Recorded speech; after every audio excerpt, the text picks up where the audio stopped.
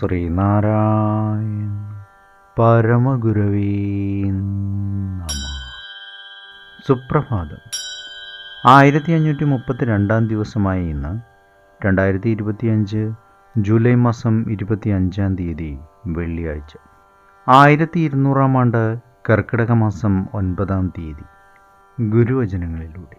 യാതൊരുവൻ ഗുരുവിൻ്റെയും അമ്മയുടെയും അച്ഛൻ്റെയും ആജ്ഞയനുസരിക്കാതെയും അവരറിയാതെയും വിവാഹം കഴിക്കുന്നുവോ, അവൻ കേവലം ധർമ്മത്തിൽ നിന്നും താഴ്ത്തപ്പെട്ടവനായിത്തീരും. ശ്രീനാരായണ ഗുരുദേവൻ.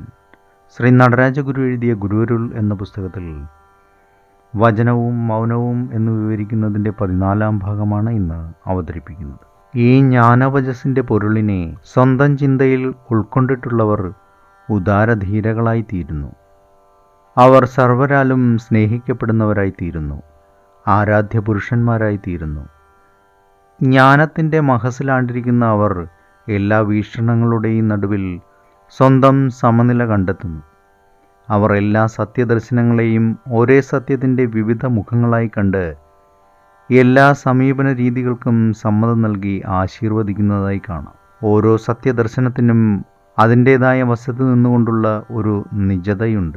അതിനെ മാനിച്ചുകൊണ്ട് അവരിൽ നിന്നുണ്ടാകുന്ന പ്രതികരണം ഓം എന്നോ ആമേൻ എന്നോ ഉള്ള അനുഗ്രഹ വചനങ്ങളായിരിക്കും.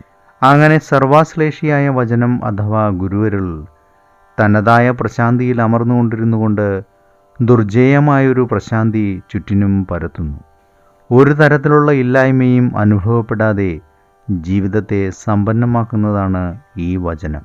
ഷേക്സ്പിയറുടെ വാക്കുകളിൽ അത് കൊള്ളുന്നവനെയും കൊടുക്കുന്നവനെയും ഒരുപോലെ അനുഗ്രഹിക്കുന്ന ദ്വിഗുണാനുഗ്രഹീതമായ അനുകമ്പാവിശേഷമാണ്. അത് ചെങ്കോലുകളുടെ അധീശതയ്ക്കതീതമാണെങ്കിലും രാജാക്കന്മാരുടെ ഹൃദയത്തിൽ മുടി ചൂടിയിരിക്കുന്നത് അത് തന്നെയാണ്.